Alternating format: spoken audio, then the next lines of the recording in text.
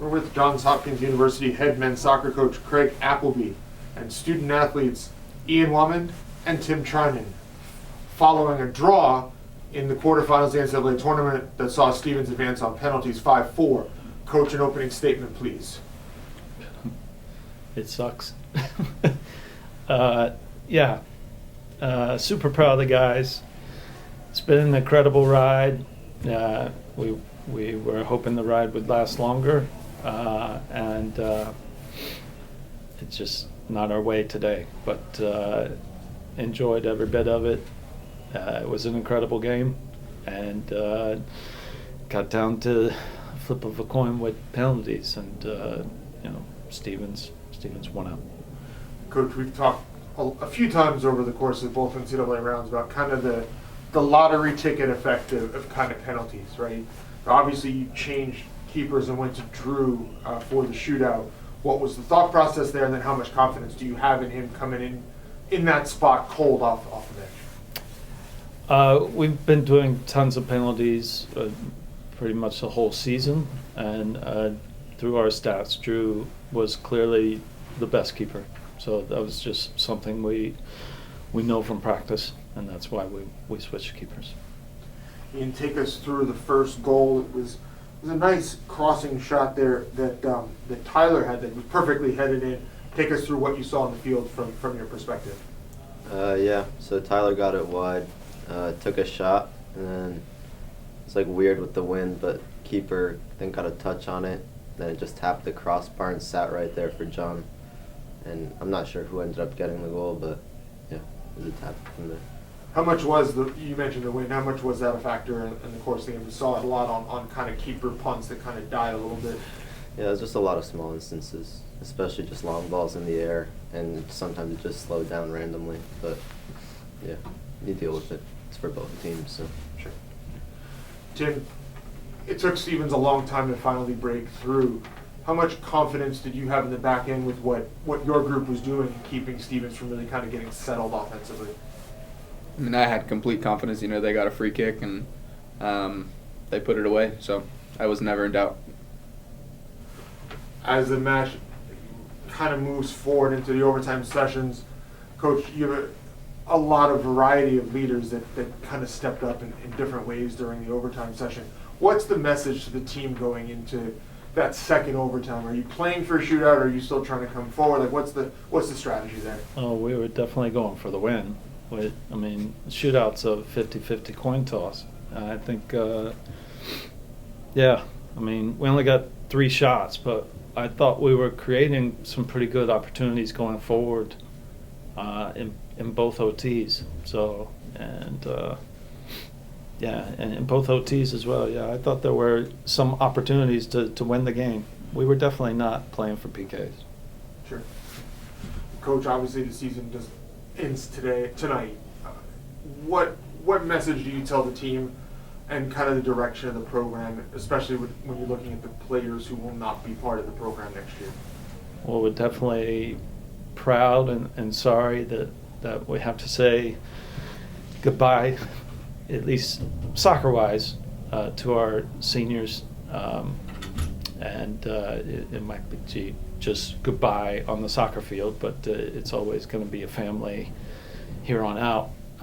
But moving forward, I think what we proved to ourselves is that we're a national contender, and hopefully the guys take this and build upon this as a building block to push for Final Fours and national championships and conference titles, and to have Johns Hopkins be a name that's constantly on people's minds when they talk about one of the best programs in the nation.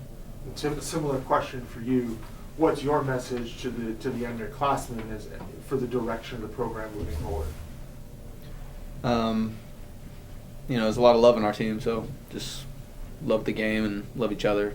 That's what got us this far. So, congratulations on an outstanding season, and best of luck next year. Thank you. We're here with Stevens Institute of Technology head men's soccer coach Dale Jordan and assistant coach Chris Koch, along with student athletes Justin Cross and Bruno Andino, after the Ducks advanced over Johns Hopkins on penalties to reach the national semifinals. Coach, an opening statement. I keep saying the word incredible, but it's fitting. Just an outstanding group of student athletes, and another weekend where we've had to go deep into the roster. We've had to dig really deep. Make no mistake, Johns Hopkins are elite. They are absolutely fantastic. We've not faced, I mean, in my time, I've not faced a team that's as technically proficient, which gives you so many tactical problems from on the attacking side of the ball. We knew it was going to be a super difficult game, but you know, the way Coach Craig sets his teams up is absolutely incredible. He's one of the best out there. Someone that I look up to both when I'm trying to construct teams and how he recruits and how he conducts himself. He's absolutely top class. But absolutely all credit to our guys. They fought and they worked so hard to try stay in it. I mean, there's very few teams that I think go 1-0 down against a group like that and respond the way that we did, by attacking, by moving the ball quickly, playing our brand of football.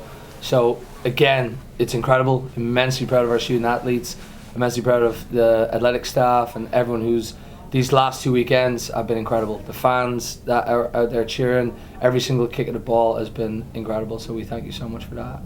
Coach, let's stay with kind of, you talked about going down 1-0, we'll get there in a second, but what were the first 45 minutes like? It was scoreless, you really, a lot of position battles, a couple of chances, but it was like Hopkins being a little more assertive. What was going on in that first half, and then what did the team do to get settled after halftime? Yeah, I mean they play their football, which is always difficult to play against. They're going to possess. They value possession. Their midfield, centre midfield rotations are incredible. Very difficult to manage. So we knew that was going to come. We knew that they're trying to dismantle you. They're trying to stretch you and make it difficult. So I think our aim in the first 5 minutes was to limit that as much as possible. I wouldn't say we settled ourselves down after half time. I think the goal, in a very bizarre way, kind of alleviated stress for us, because I think then the guys played with no fear after that. I think the start of the second half there was maybe an element of fear, and there was a lot of what ifs. But I think their goal actually helped us gain a little bit of momentum. And then after that, it was very back and forth. We had great chances, they had great chances, lots of great countering. Obviously, day two, a lot of fatigue, mistakes. So it was a super exciting game of soccer. I mean, Elite Eight, that something like that is definitely a Final Four or a final level game of what they provided, and all credit to them for that. But yeah, second half, I think, like I said, I think the goal just oddly woke us up a little bit and made us a little bit more stress-free and carefree in our attacking moments. Justin, take us through that goal. You make the initial save, and then what happened?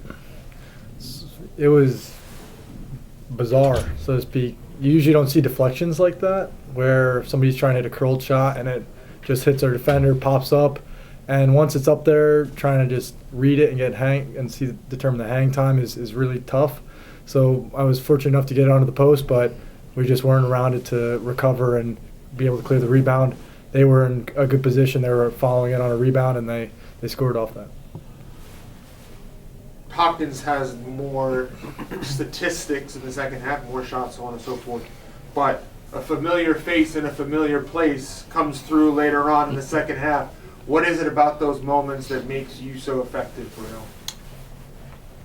That's a hard question. I mean, I don't know. It's just like the game is filled with moments, and we had our moments in the second half, and once we got that free kick, I was just talking to, it was me and Dylan Mound, and I told him, I was like, why not? I'm just gonna take a hit.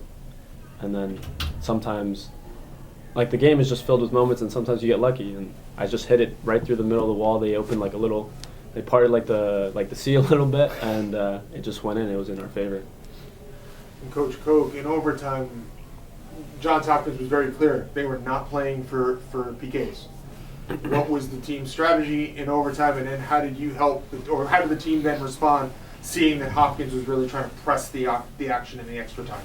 Yeah, I think for us it was about trying to find moments, but not being reckless with what we were trying to do. I think one of our strengths all year has been the amount of guys that we believe in that can come off the bench in the second group or the third group and give us really good shifts. We had a few guys today that, didn't play until, one of those overtimes, or guys that had played very little or hadn't been, in the squad in a few games or a few days. And so I think for us, it's one of those where we trust our guys, and so it was really nice to see a few of those guys step up, and I think in terms of tactics or anything like that, we knew that they were gonna try to overload and create some chances, and so for us it was about picking our moments and being really disciplined defensively, but also having guys higher up the field that we could find as outlets that could create some chances of our own. But